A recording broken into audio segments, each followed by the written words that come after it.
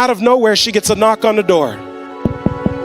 When my mom opens up the door, the gentleman on the other end, he hands my mom these legal documents. She starts flipping through the pages, and then she realizes that the property is going to foreclosure. She picks up the phone and she calls them up. And she goes, "Hello? Oui, this is Marie.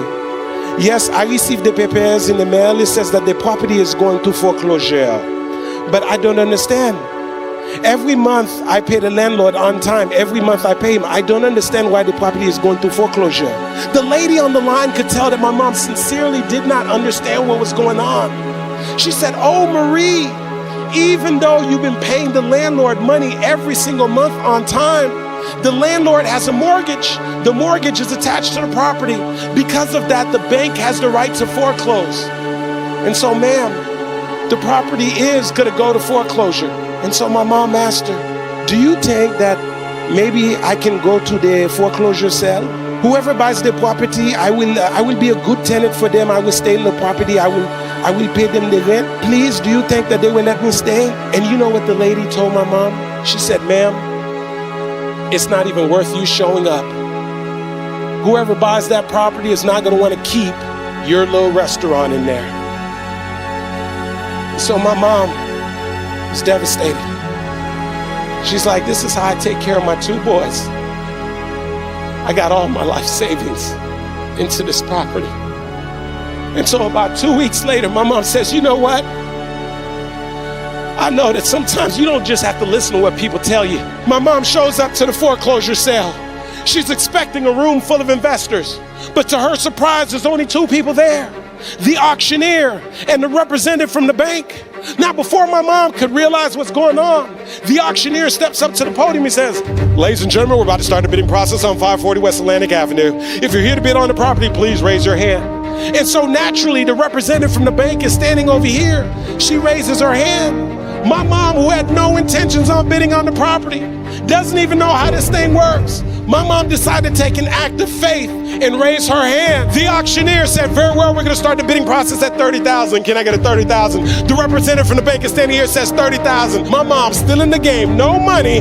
35,000. It gets over here to the banker, and banker says 36,000. This goes on and on. Now they're in the 40s. Now they're in the 50s. Now they're in the 60s. Now they're in the 70s. It gets over here to the banker, and banker says 76,000. Now my mom's like, "I might as well have some fun. I don't have any money anyway. We must be playing with some Monopoly money." And so my mom, attitude and all, my mom goes, 76,500. The representative from the bank is standing here with a clip pad.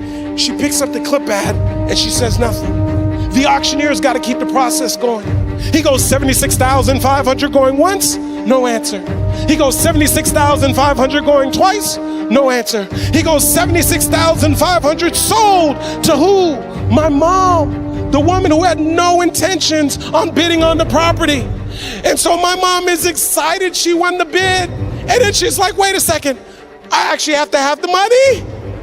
And so they told her, "You got 30 days to come up with the money." And so my mom would go home. She'd pull out a notepad and she'd start writing down the names of all of her friends and all of her family members, one by one. And she would call them up and tell them the story. Some would lend her 1,000. Some would lend her 2,000. Some would lend her 3,000. Some lend her 4,000. Some lend her 5,000. And she's 3 days away.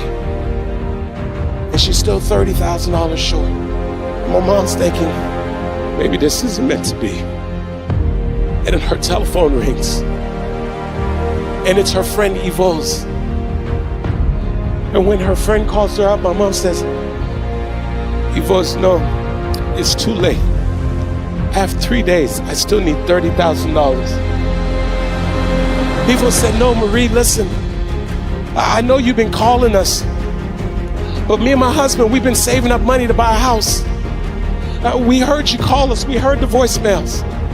Right now, we've saved up $30,000. We prayed about it. We talked about it. And we want to lend you the $30,000. So my mom would go and get the money from Evo's and all of her friends and all of her family members. And she would drive over to the bank and get a cashier's check. She would get back in the car, drive up to Palm Beach, look at that big, thick cashier's window with the little hole at the bottom. My mom would probably take that cashier's check and slide it through the little hole. And that day, my mom went from being the tenant to being the landlord, all because she was willing to show up. And so here's what I say to you. There are gonna be times that you're gonna be wondering, why should I keep showing up and working my business? Why should I keep picking up the phones and making the phone calls? Why should I keep fighting for my goals and fighting for my dreams? And what I want to remind you is that you gotta show up for your life regardless of the circumstances. You gotta show up in spite of the name. You gotta show up for your life. Because if you don't, nobody else will.